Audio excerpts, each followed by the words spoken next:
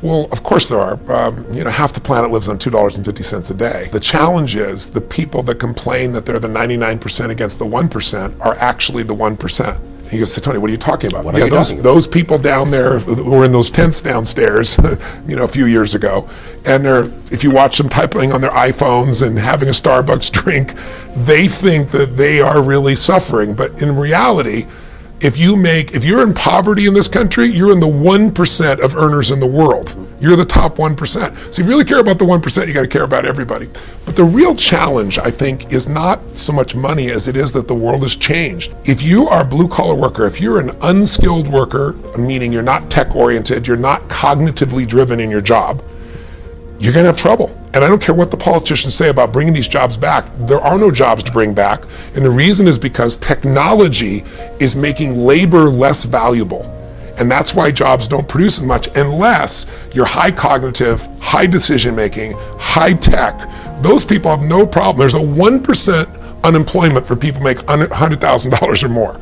It's so tiny because they've learned to become more valuable. I always tell people the most valuable lesson I got from my mentor, Jim Rohn, was I asked my father worked 2 jobs. We were always broke. We had no money for food. And we lived in a community we moved to, which was, I thought they were all rich and we were on the other side of the tracks. It was lower middle class, but compared to where we lived before, these people seem rich compared to us. And I just didn't understand it. And Jim said to me, Tony, it's not about the value of your soul, it's about the value of you in the marketplace. And your father's skills are not that valuable. He was an underground parking attendant, and he would take people's ticket and make change. Well, the research now shows it's being done at Yale, it's being done overseas in England as well, and they found that 40% of all jobs they project in the next 10 years are going to disappear because of technology. It's going to be replaced by an algorithm, it's going to be changed. All these guys on Wall Street, you're seeing all these algorithms take over and they're getting rid of all these traders, right? It's changing radically in these hedge funds. There's 3 million truck drivers. Self-driving cars are here. In the next 5 years, they will be the standard, certainly within 7 or 8 years. Are you going to hire someone who can only work 8 hours a day and sometimes gets drunk or can make a mistake when you can buy a machine, write down the machine, and be in a position where it works 24 hours a day driving? But no one is telling these drivers this, and they have to retool now. So technology is the biggest challenge. Labor is less valuable because of efficiencies with technology, and it's going to get better and better for technology, which is scary when you think about what's going to happen for jobs. So I say to people, you got to participate in your own rescue. You've got to retool yourself. The idea that Bernie Sanders has of providing free education sounds wonderful, but the education he wants to do is community college. There are no skill sets in community colleges today, for the most part, that are going to prepare you for the economy or a job that's there. So what is that going to do? You're just going to waste more money, more time. We need to retool ourselves. The government's not going to do it for you. And a great leader in a company is retraining their people all the time. The training never stops because that is the innovative, creative marketing edge, is your own people. Most companies do less training today than they did 20 or 30 years ago. It's crazy. So where do you get the training? I think they have to self-educate. I'm an example of that myself. You have to say, what's an area that I want to become masterful in, because dabblers will never have any financial freedom. If you're going to run a company, you got to find what is your niche. What is it you're going to do better than anybody else? Every one of us individuals have to say that and then say, now where do I get that education? In a world that we live in today with the internet, where there's education from all over the world, from MIT, from Harvard, online, and there are people you can go to work for who you could become a mentee of. There's just so many approaches, but you can't have a standard education and expect to have an extraordinary life. It's not going to happen. The one breakthrough for all leaders is constant, never-ending improvement. And that means educating yourself and continuing to develop even greater emotional mastery, because that's what affects whether you execute or not. Breakdowns, it's certainly not something I experience, but it's not because I'm so talented or so brilliant or so fearless. It's just, you're like an athlete. You're an athlete. Yeah. You're in shape, right? You're not going to have a reaction in your body like somebody who doesn't take care of themselves. Right. So, I don't believe in emotional intelligence. I think it's useful, but I'm more interested in emotional fitness, because intelligence is a capability. Fitness is a state of readiness. Interesting. If you are fit, you can take that demand right now and you can deal with it. You can deal with that physical stress, that emotional stress. Same thing's true with psychological fitness, emotional fitness, right? So I'm pretty fit, and part of that is not because I'm so smart. Part of it is I've taught this for decades. Yeah. I remember I had a woman who came to one of my seminars in I don't know, early 80s probably. And she would run in this room, 10,000 people. I think it was, she went a couple of 10,000 person events. And she would get in this front row, fight her way through there.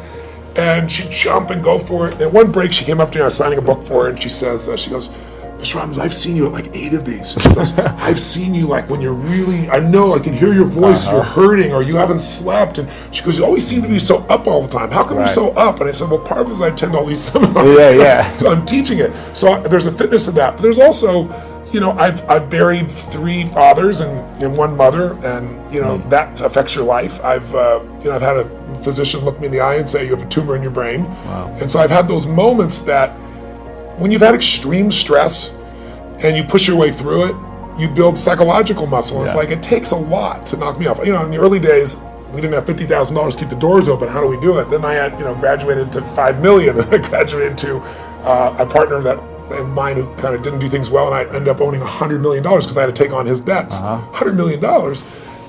But when you do all that stuff, now my companies do $5 billion, a year. So you keep expanding what I would call really the circle of the threshold of your influence. Sure. Everybody has a threshold of control, and if you get beyond it, you kind of freak out. So it takes a little bit more. I can't. So you don't have breakdowns. I don't have a breakdown. I mean, do I get pissed off or get frustrated or tired?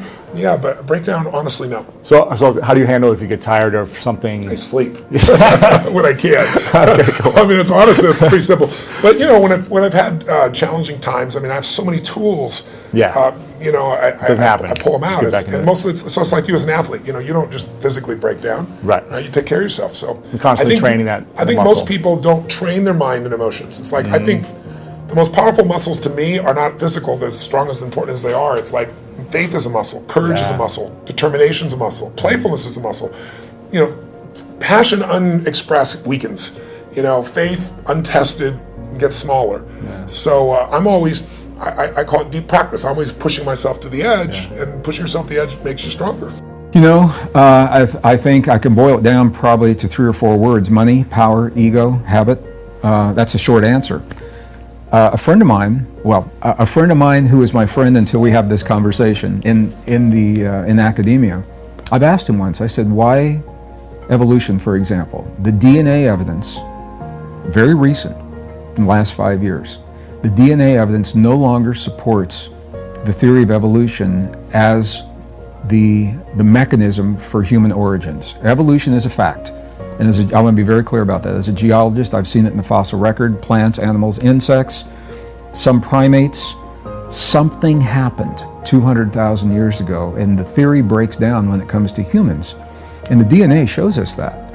The DNA shows us very clearly that we did not descend from Neanderthal, for example. Their genome, we can now rebuild their genome and compare theirs to ours. We can actually, sounds like Jurassic Park, the movie. Science fiction, but it's science fact. We can pull the DNA. You can check your percentage of Neanderthal in We can pull the DNA from the bone marrow of fossilized remains of beings that we are supposed to be descended from and compare their DNA to ours. We didn't descend from Neanderthal. It shows that we did appear on Earth about 200,000 years ago. Where did we come from? Right.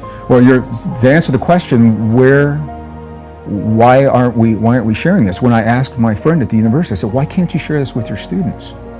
And he said, Greg, you don't understand. He says, if I shared that, he said, it would invalidate my 40-year career as a professor. And I said, no. I said, it would do just the opposite. It would demonstrate to your young students how valid and relevant science is, because it's designed to be constantly updated, and you're doing that. It wouldn't invalidate. He said, well, think how much money it would cost to change the textbooks. And I said, my brother, I said, you're living in the Stone Age. They're not using textbooks. You changed it on the server, and you've changed it everywhere. And he said, well, think of all my class notes I would have to change. And I said, well, that's your job. But that was an example for me of it's a habit. It's a habit, but it's also threatening. And this is why I think it's so important, Brian. It's more than a philosophical conversation. As we globalize, as we push ourselves together, and we see the fear of what that means, cultures coming together in different ways of thinking, we also see a rise in hate. And hate is only possible because of a way of thinking. Rachel Carson was an author in the 1960s. She wrote Silent Spring. She was one of the first environmental authors about the use of the pesticide DDT back in the 1960s. And she made a statement, I read this when I was a kid, and it was so powerful. She said, "We only destroy the things that we don't value."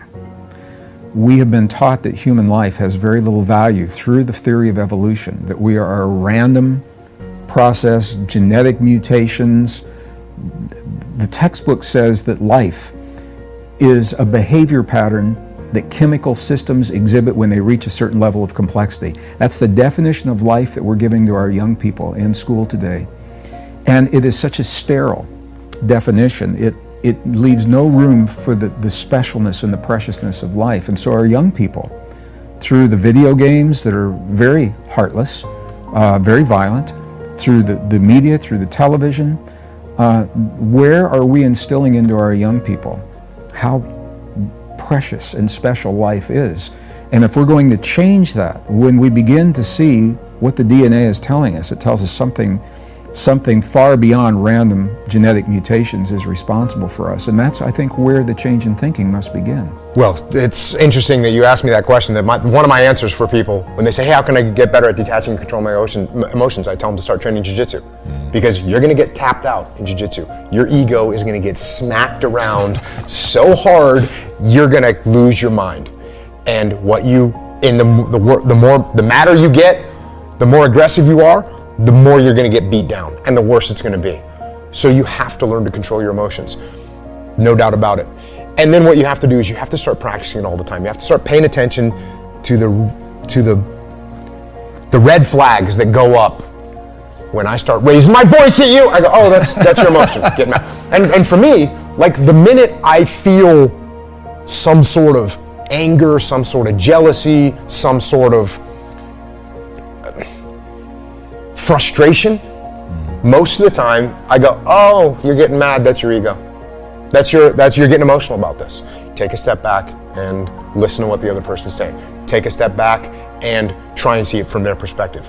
Take a step back and try and understand what they're trying to say. Because sometimes, if you're not a very articulate person, you're just making me mad. It's only because I don't understand what you're trying to say. Take a step back. Let's talk through it.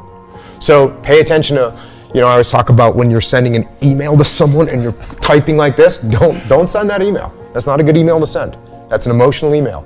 Wait, write it out, fine, and then save it and read it later, and you'll realize, oh yeah, I was really mad about something, or I was really frustrated. So how do you do it? You practice it. You pay attention to your emotions and you get control over them. Have kids. If you have kids, you'll have to learn to get control of your emotions. How do you gain influence and respect?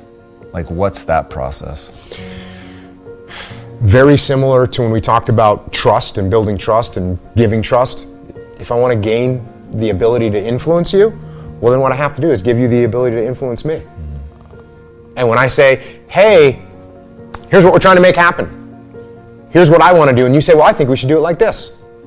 You know what I should say? Okay, well, let's take a look at that. The more I allow you to influence me, the more open your mind gets for me to influence you.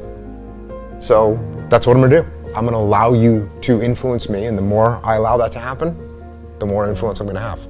Respect, same thing. If I treat you like you're a plebe, like you don't matter, you're not gonna respect me at all. But if I treat you with respect, and respect you, when you try and talk to me, I listen and I respect what you're saying and I try and understand it fully, then your respect for me is gonna go up as well. So when you want to earn respect, give respect. When you want to earn influence, give influence. When you want to earn trust, give trust. All those three are related. Whatever position you're at, you want to be the bull. And I don't care if you're in the mail room or if you're the person behind that camera, that I'm going to be better than anybody else with that camera, and I'm going to be the best mail carrier and the person who comes up and is the most organized and does it the most professional way. You can be the bull at any position you're doing, and it's just telling yourself, I'm going to do this better than anybody else. I don't care what the job is. I don't care what you do. You be the bull at what you do. It's just the sport of this is what I do every day. And people say, why do you do this? And I just said, because what would I do? I mean, if I can't come to the office and solve problems and fight with everybody and conquest something, you know, conquer, then what am I going to do with myself? I'm going to sit home and die? I mean, that's what I enjoy doing. This is my basketball. This is my game that I play. This is my pickup Monopoly game, whatever you want to call it.